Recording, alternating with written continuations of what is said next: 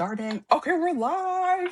Hello. We're Love it. here. Hey, Natasha, thanks for coming on.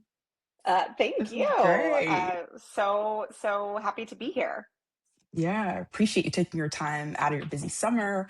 Totally get it. We were just chatting about how you're bi-coastal between New York and LA. Yes. So definitely appreciate you making this happen. But yeah, thank you for doing this live. I'm excited to chat with you for the second episode of Jane Asked an Icon, my new interview series, where I chat with really inspiring, brilliant, creative women, right, who trust their creative vision. So, just for a little background for people watching, I saw you speak in March of this year at Luminary's fifth annual Women's History Month Summit in New York City. I had spoken, moderated a panel at that same event a few hours earlier, I believe. You seemed really awesome in your panel, so I reached out. We got coffee and we made this happen. So yeah, excited that we're here. So in terms of people who are watching this, if you're tuning in and wondering like, what is Jane Austen Icon? What could I potentially get out of this conversation? I want to speak directly to you.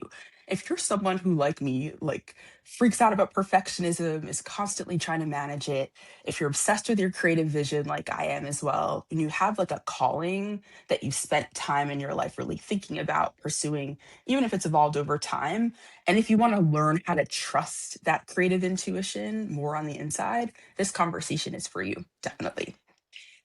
So also as a quick refresher, what is an icon in my terms, right? So icon to me, the definition is a brilliant, imperfect woman who trusts her creative vision enough to chase it. So, she's building up that confidence over time and she goes for it.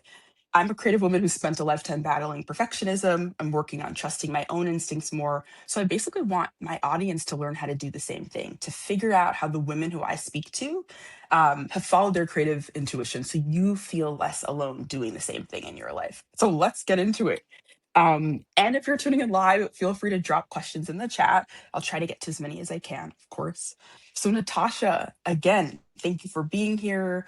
You have had a really interesting nonlinear career path with so many rich work experiences. So, you are an executive, you've been a co founder, you also write the Gate Changes newsletter right here on Substack. So, we want Yes. to plug that. And passion really seems to drive you.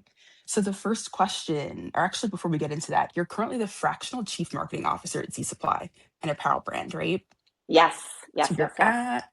and you're also co-founder and board member of the Detroit-based nonprofit BasBlue, and you Yep. recently left your position as VP of marketing at Madewell.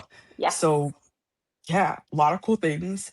Lastly, before that, you were previously GM of community and brand, I believe, brand innovation at Nike, among Yep. other roles, there and at other companies, including CAA. So my first question for you is, what is your creative vision and what's the impact you hope to make by pursuing it?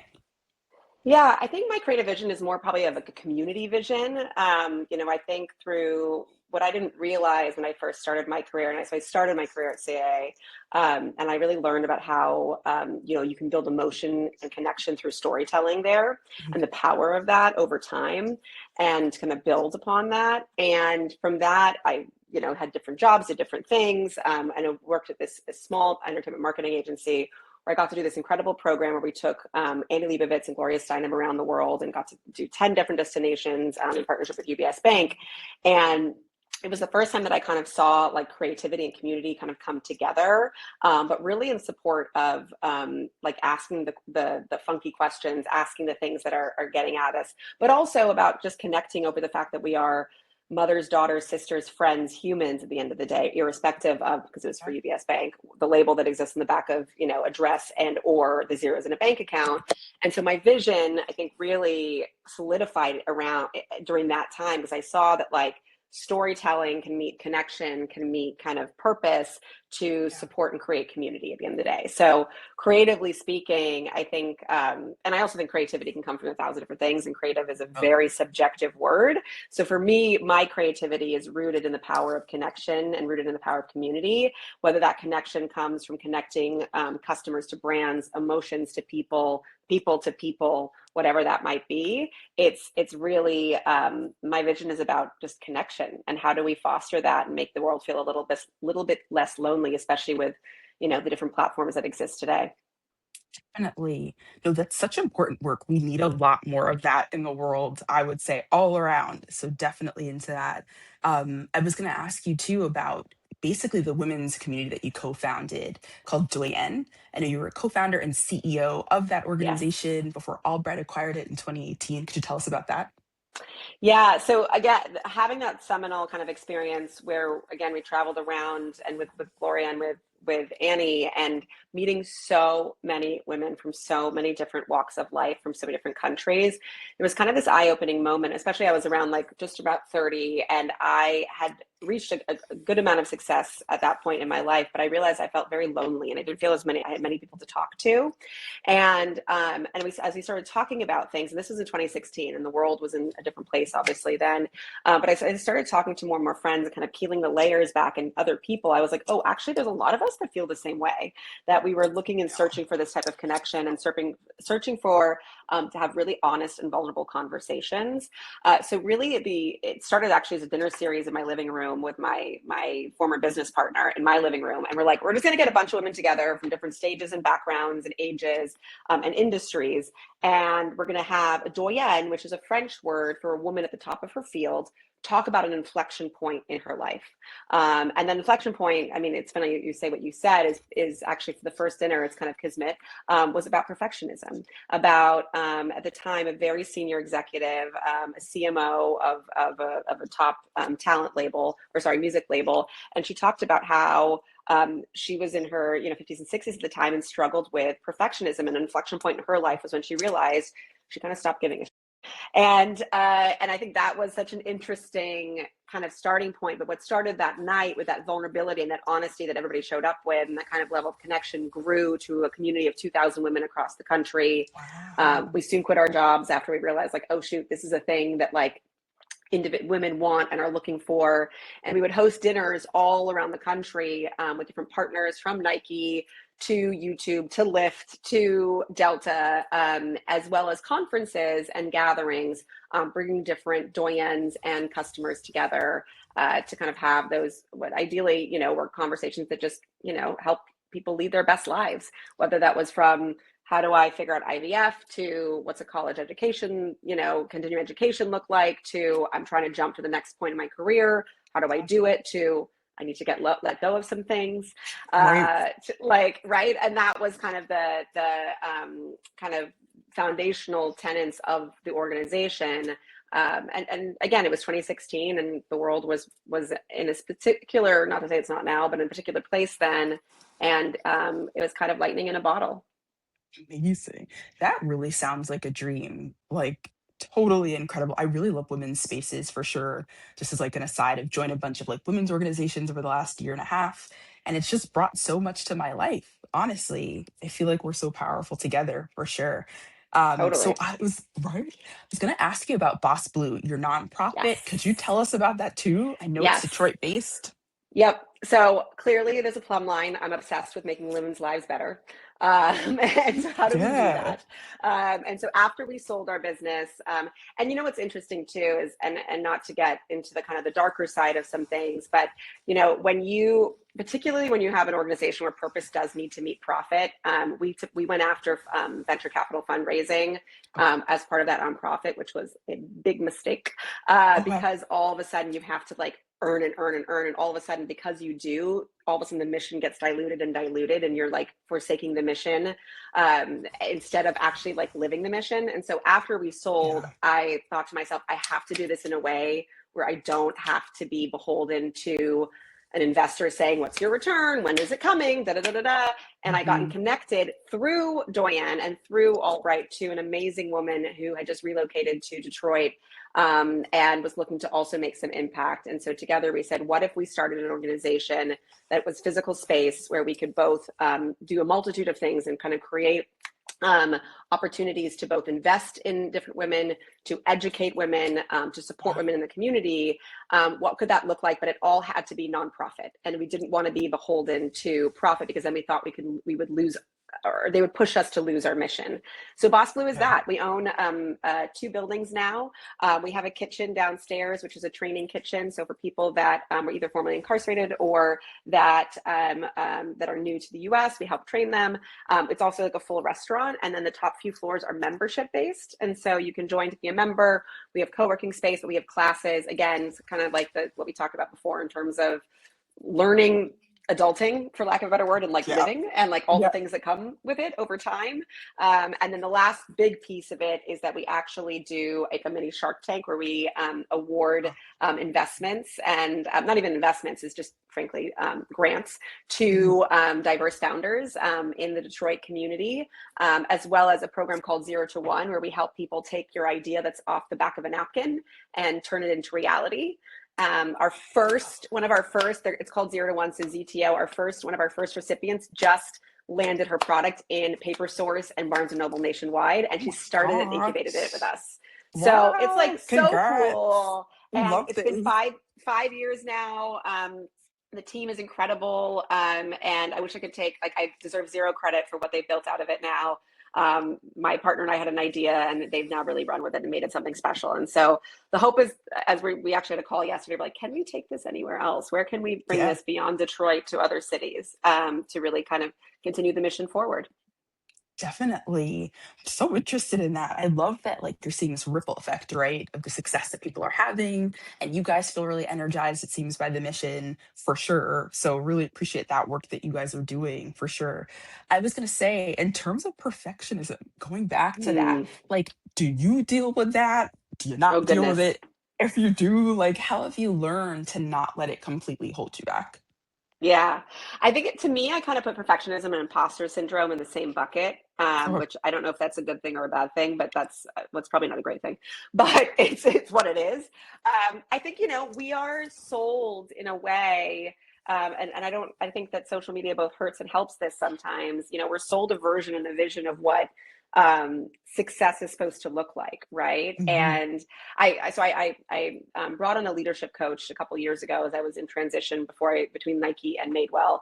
And in the first few sessions, she asked me to define what success meant and define what success meant if it wasn't tied to economics, title, or status. And I was like, like, right, because as a society we Uh, are so grounded into thinking about its success and kind of one of those metrics, right? And like mhm. and I think social media, the vision and the version of like people's sparkly lives that you see, which are often not the reality, make us think they have these perfect lives and that they have this perfect version of success, and the reality is it's not that.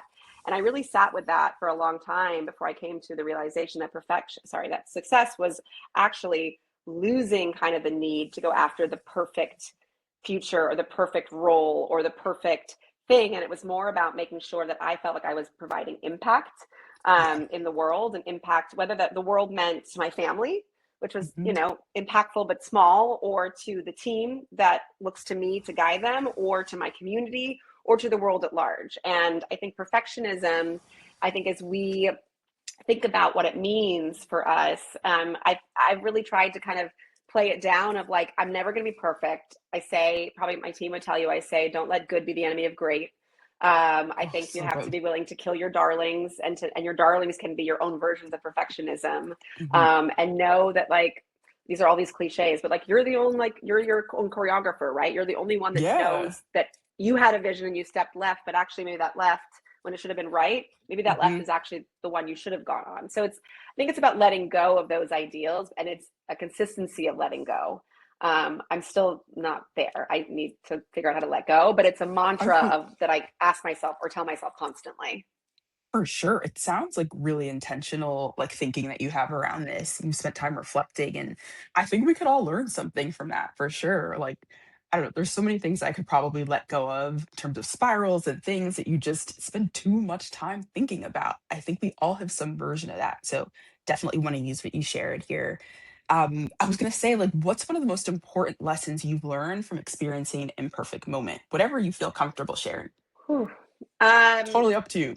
Yeah, I mean, this is probably a heavier one, but I was married before, and you build the picket fence in your mind, literally and figuratively, and all of that. And so this is less career oriented, but the marriage fell apart.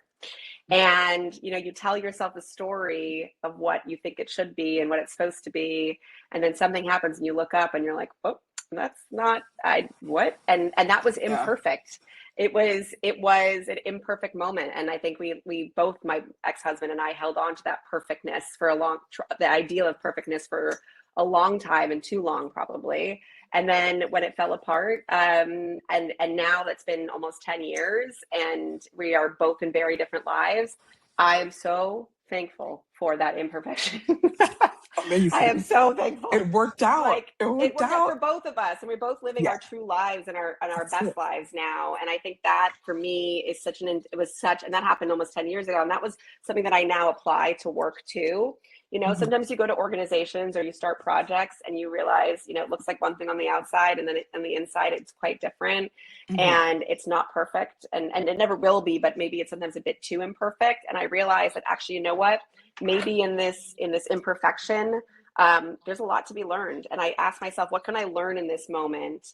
And what can I take with me to this next, whatever's next in my life, whatever it is? Because actually, maybe this is it's exactly what's meant to be, and the imperfection is the lesson. I've never heard anybody put it like that. Honestly, the imperfection is the lesson. I don't know. I just had to sit with that for a second. That was so good. Honestly, for real. Like, yeah, I think we could all think about that a bit more. Definitely. My next question for you is, hold on, my Substack newsletter. Just getting back into the Substack universe. We're Yeah, streaming live on this now, but love our yeah, Substack universe. our Substack universe. My newsletter is called Jan's Curious Paradise. As you guys know, it has a lot to do with creativity, confidence, and again, that like following your creative vision. So I think everybody should keep like visiting their creative paradise or their curious paradise. Everybody has a version of that. So if you keep visiting yours, see what unfolds. So what is in your curious paradise? In I other love words, this. right? Like what's one of the most exciting things that you've experienced because you followed your creative intuition? Yeah. I think the biggest thing is probably my startup, right? Like, I mean, it is so risky to be in a full-time job Mhm. and, get that healthy paycheck, that health insurance, all of those things, and to see and feel something so hard in your gut that, like, you have to do it. And it was not like, I feel like it's so funny. Sometimes these people talk about founders like, I had this light bulb and I had to go. And I'm like, Well, yeah, like, no, like, that was not me. yeah. It's not like I had a light bulb and was like, Right. that's my thing. It was Right. like, I had an idea, sat with it for a while, tested it a lot, sat with it some more, really sat Yeah. with it. And then I was like, okay, I'm going to go do this thing now. And it was this Yeah. long kind of journey. I mean, it was still 9 months, but a 9-month journey from starting it to saying, you know what, actually now it's such a big, um, what's the right word? It's not a pit, because a pit's not a great thing, but it's such a big Right. kind of like creative force, Yeah. perhaps, inside me, that I felt like I had to get out. And that was kind of the gut. And it was this beautiful, incredible journey that really changed the trajectory of my entire career, my life, frankly, of following a gut of that there is a world and a vision of where people and women can come together to support each other, regardless of background and where they live and what they do and everything else. And all to kind of share information and grow from it. And it's a place, by the way, when you said your creative paradise, like, that's my creative paradise. Like, I am so fueled by that, like being it with a group of women, talking to great women such as yourself. Like, Oh, hey. I am alivened by that. And I Right. think that is my creative paradise. And that I don't know if I wouldn't have found it if I didn't chase that gut feeling that I Hmm. had, that I probably even couldn't probably quantify 10 years ago. Feel that definitely. And just to confirm too, we're talking about Doyenne, like starting Yeah. that and that. Perfect. Yeah. Yeah. Definitely. Yeah. Can only imagine again back to that ripple effect kind of idea. I don't know. I feel like that probably set so many cool ideas in motion and things for you. So chasing that was definitely an important thing, sounds like for you. I was going to ask as well, like what brings you confidence right now? I'm Yeah. constantly working on this. I think throughout our lives, we grow and we change, and like sometimes we trust ourselves more. Maybe what has it Yeah. been for you? I think one, nothing like a good playlist in the morning.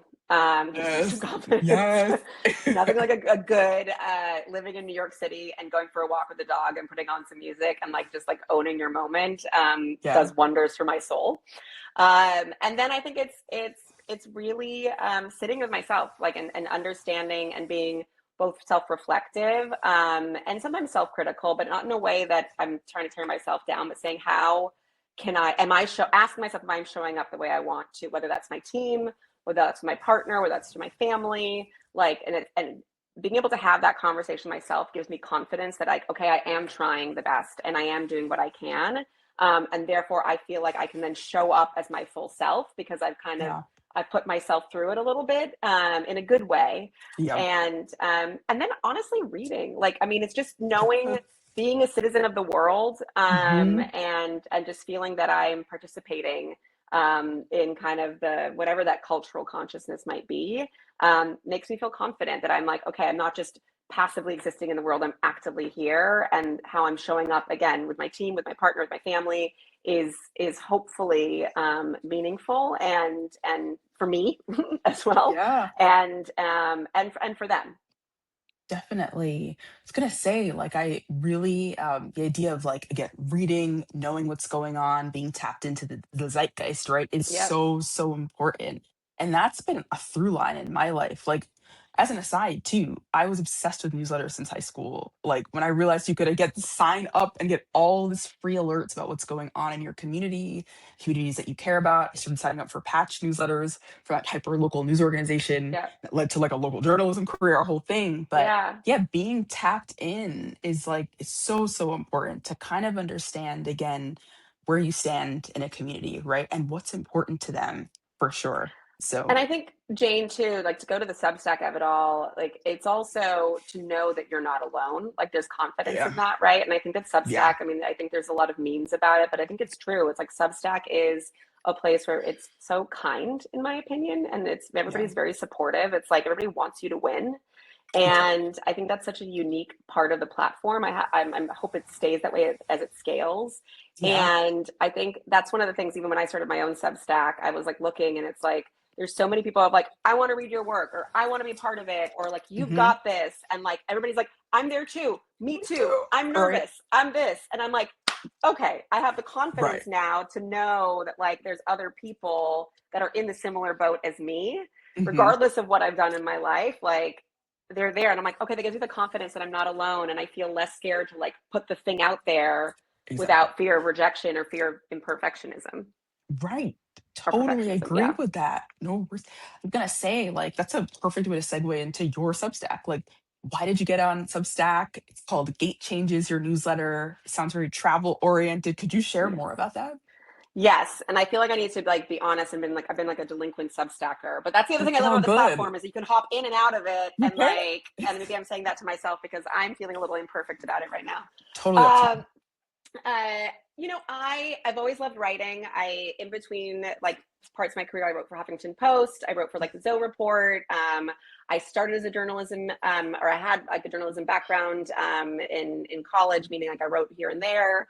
And I think sometimes it's like just about writing and writing in a way that like allows you to kind of say things that you obviously think are you're not writing unless you feel like it's interesting yourself, but to kind of get some thoughts out there. But also like I've gone through a lot of changes in my life and I've had a lot of like career switches, personal life switches, as mentioned, things where I thought I was on this path and then the gate changed on me and I had to turn a hard left or a hard right, um, and including my move to New York here about a year and a Hmm. half ago now. So for me, it was kind of a way to talk about those changes and again, like hopefully feel less alone. Yeah. And because I know other people are going through their own gate changes constantly. And so it was kind of an opportunity to do that. I'm like working on an article right now about, the meaning of what does family mean in kind of the Yeah. larger context of the word, about how we Yeah. change, change who we are over time in terms of, I believe we live life in chapters sometimes, and For sure. chapter 4 might look very different than chapter 7 than 12, and so that's also part of the gate changes. So it's kind of reflective of that. It's personal essays and kind of discoveries, and I think the through line is like getting thrown into New York City, and kind of figuring out how to do the thing, build a new life, build a new kind of community here, and kind of the revelations and discoveries that come alongside with that. So that was a bit of a mouthful and discursive, but that's No, kind but of that's reflective great. of the Substack. It's perfect. We love that. Honestly, I really think that's such a unique way to look at like change over time. I like that idea that like everybody has their own version of gate changes. We all go through so much evolution, right, throughout our lives. And it Yeah. also sounds like almost like meditative, like you're processing so much out Yep. loud, right? That's Yes. going on for you. So there's a lot of power in that, I think. I was going to ask you one fashion related Yeah. question because, Please. like, I Love. don't know, I probably should. I'm like, wait a second. I also have Yeah. a style series called James Career's Paradise, the style series, which I'm going to bring back. It's a way for me to boost my confidence. So, Yes. have you loved style like forever, or how did that come to be? Oh my God, yes. I mean, the dress up situation when I was a little kid was quite extraordinary. Oh my God. I mean, I feel like some, for those of us that love it, that probably feels like a bit of a kind of through line for a lot of us. But yes, like I'll never forget in college, and this was before, I mean, Tumblr. I'm going to be dating myself moderately, Go but like when Tumblr. Tumblr was like the thing, I remember taking photos of myself in outfits and posting it to like the 8 people that I shared my Tumblr with. I think I was We love probably like that. yeah, 18 or 19, but like it's more because I just loved it. I would then print them out and put them in a binder because I would look through and see what outfits I had afterwards. So like take from that what you will, but yes, I've always loved fashion. I've always loved style probably more than fashion because I do think there's a Okay. bit of a difference between like taste, style, and fashion. And Yeah. fashion to me is more trend driven, style is a bit more ephemeral, and taste is kind of a level of its own. Not ephemeral, it's but more lasting. Okay. So yes, I love it. I love, absolutely adore it. And like, if I could have an infinite budget to go shopping and then also not hurt the world with all like the fast fashion, I would. I feel you. Totally feel you. I honestly, I'm saving so many outfits like in my Notion documents that I have. Just there's always something I want to get. I don't know. It's I just know. self-expression, you know? I really, really love Absolutely. that for sure. I was going to say, like, honestly, what is next for you and how can we support your work and follow Ah, you? well, first of all, it's been so fun chatting. I think it's really amazing to meet women such as yourself and like Kate Lucio, who I know you've also done a session with, Yeah. creating these spaces and places for great humans to connect, especially in the city like New York. What's next is I am, as mentioned, I'm at Z Supply now, and it's been a really exciting time to kind of elevate that brand. It's got a really big launch coming up in early Nice. August, so keep your eyes open for that. There'll be some Definitely. things happening in New York and in California, and just kind of enjoying. Like I think there's, New York is such a magical place, and I think getting to leave Oh, it makes you love it a little bit more. And so, kind of the bi-coastal ish life that we've been living. We got back last night, and we were like 6.5 hours delayed on the plane and everything else, and I was so happy to get out of that cab to our place last night because I was like, oh, I'm I feel back in the you. city. And you feel that energy, right? And it's You so do. specific. So I'm really excited just to revel in that. And then I'm excited to get the sunshine in New York and less of the thunderstorms here. So like it's summer, like just to, Yeah, everybody, like we all just need to like have fun and enjoy. So I look forward to doing that we do. while digging into the new job. Absolutely. That's great. And I realized I want to make sure if anybody has any questions, let me check Oh, really fast. Hold on. Okay. I was going to say one thing. Let's see. My mom, oh my God, she said, what is that product? I love Paper Source. I uh, think she was talking about BasBlue the Connect. yes, Patricia, that's called bonding over books. Oh, It's a really fun talk about community and reading if you love reading. So it's yeah. basically a kind of a tool for either book clubs or for community to bring you together over reading characters and the conversations therein. Love that. And the last one I have is from my boyfriend Brian. Amazing. He said for you, since moving to New York, what has the spirit of New York brought to your muses of inspiration? So I guess how Great has this question, made you Brian. feel, right? Talks about the I energy.